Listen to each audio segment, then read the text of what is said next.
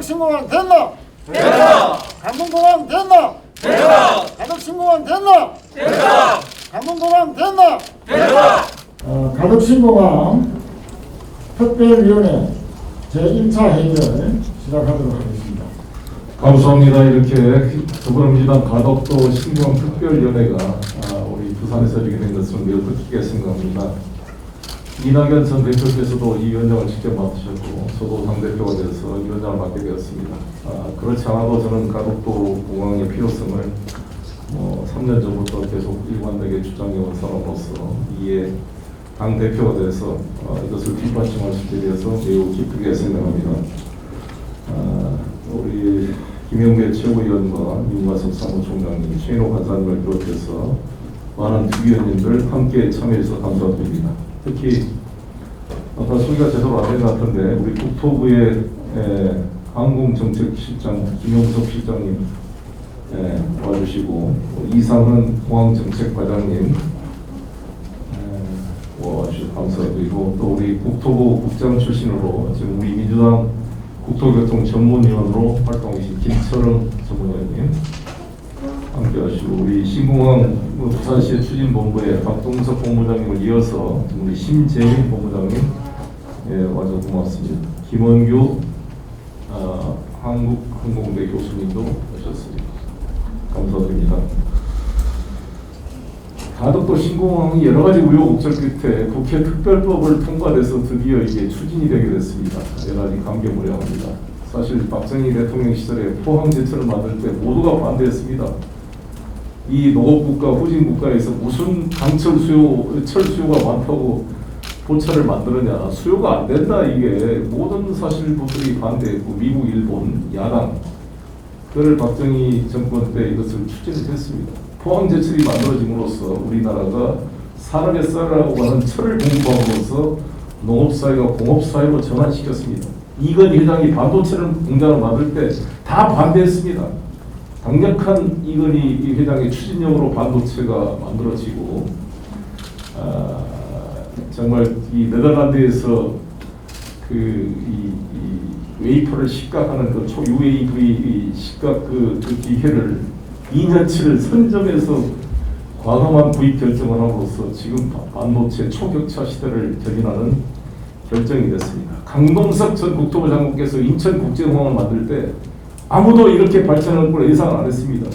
테마색을 찾아가고 JP 모건을 찾아가서 투자 유치를 해도 이것에 대한 그런 세계적인 업체조차도 이익에 대한 확신이 없어서 투자를 안 했습니다. 결국 그래서 외국인 투자 지금 하나도 없이 오로지 부채로 빌려가지고 그때 한 4조 정도 투입됐을 것입니다. 그렇게 해서 인천국제공항을 만들었습니다. 강동석 그분이 신국제공항 추진 건설 본부장을 역임했습니다. 저는 강동석 장관으로부터 생생한 그때의 이야기를 직접 들었습니다.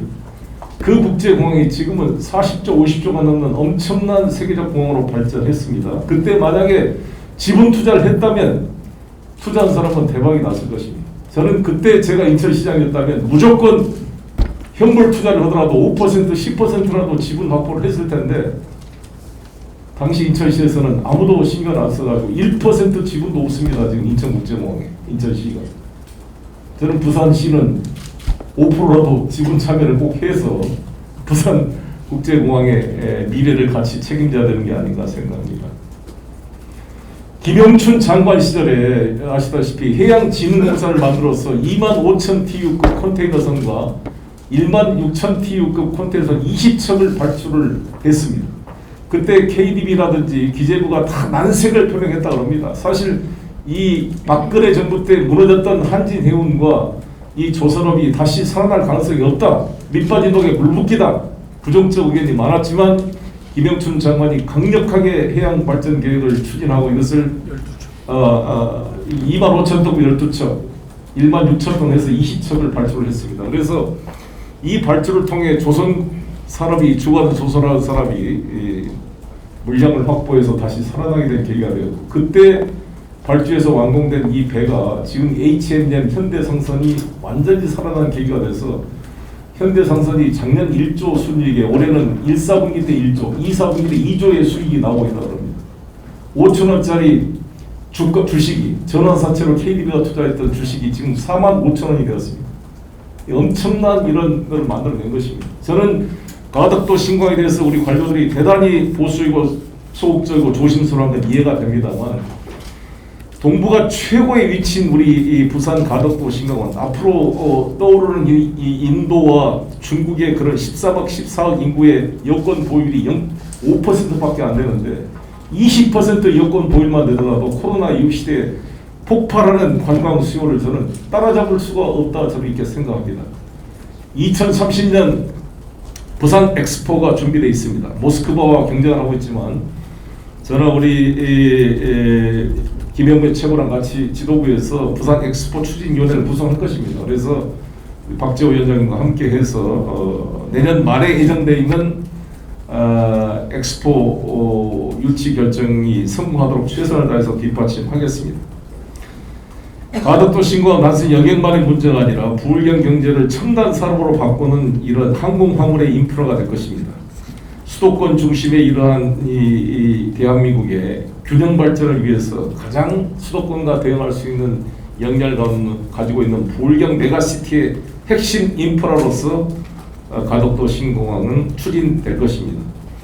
가덕도 공항은 지금 1단계로서 우리가 한 개 활주로 3.5km로 추진되지만 인천국제공항이 처음에 2개의 활주로로 출발했습니다. 그러나 5활주로까지 예정 부지를 만들어 놨습니다. 그래서 3활주로는 4.0km, 4km짜리 이 3차 활주로를 완공시켰고 지금 4차 활주로가 공사 중에 있습니다. 5차 활주로는 현재 스카이 72 골프장으로 이용이 되고 있지만 필요시 때는 그걸 바꿔낼 것입니다. 그때 스카이 72 자리가 어떻게 만들어졌냐면 모든 기재부가 반대했습니다. 무슨 5활주로까지를 예비를 만들어 놨느냐.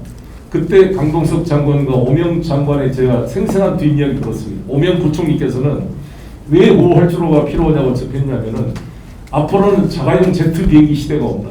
그러면은 5활주로는 이 동북아에 자가용 제트 비행기를 이용하는 세력들이 빠른 이 검역 절차나 이 통관 절차를 통해서 하도록 이 특화된 제트 전용 활주로가 필요하다 해서 이걸 만들어놨다고 합니다. 나는 오명 부총리와 이 강동석 장관의 해안에 정말 고개를 숙이지 않을 수가 없었습니다. 이런 미래를 보는 전망이 있었기 때문에 인천국제공항이 세계의 지금 5대 국제공항으로 항공화물로는 3대 국제공항으로 발전해 가고 있습니다. 부산 신항이 지금 2천만 TU를 넘어서서 이제 구항까지 합하면 북한까지 합하면은 지금 환적 화물로는 세계 3위로 지금 발전해 가고 있습니다. 부산 신항과 인천국제공항이 항만과 공항에서 세계 탑 클래스로 지금 발전해 가고 있는데 부산은 공항이 필요하고 인천은 항만 발전이 필요합니다. 상호 보완 관계 있는데 이 투 포트로 씨포트, 에어포트 모두 투 포트 시스템으로 발전함으로써 대한민국 포트폴리오가 돼야 된다. 지역 균형 발전으로도 그렇게 생각합니다. 최근에 이주석 대표께서 국민의힘 대표께서 오셔가지고 제3활주로까지 필요하다는 말씀을 주신 것에 대해서 환영의 말씀을 드리고 저희는 일단 2030 부산 엑스포에 맞춰서 일본 건설을 신속하게 추진해 나가되 단계적으로 확장 계획을 준비해 가야 된다고 생각합니다. 오늘 기회를 통해서 많은 건설적인 이야기가 나오기를 바라겠고요. 또 현장을 직접 가서 체크해 보도록 하겠습니다. 앞으로 저희 민주당은 가덕도 특위를 통해서 여러 전문가들의 의견을 수렴하고 미래를 향해서 차분하게 하나씩 준비해 가겠다는 말씀을 드리겠습니다. 감사합니다.